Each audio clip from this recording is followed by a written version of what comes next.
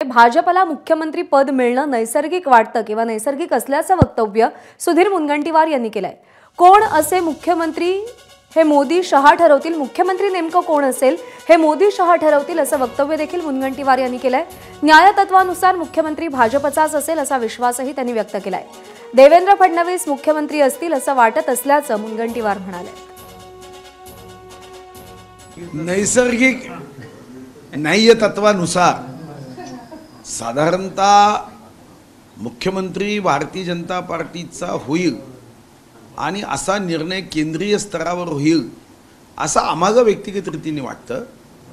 निर्णय घेण्याचा अधिकार कोणाला आहे? निर्णय घेण्याचा अधिकार हा विश्वगौरव, देशगौरव, गरीबों के मसीहा नरेंद्र मोदी जी व माननीय अमित भाई जे स्वतः या देशाचे HM आहे आणि त्यांनी H फॉर हरियाणा आणि M फॉर महाराष्ट्र निवडून आणला।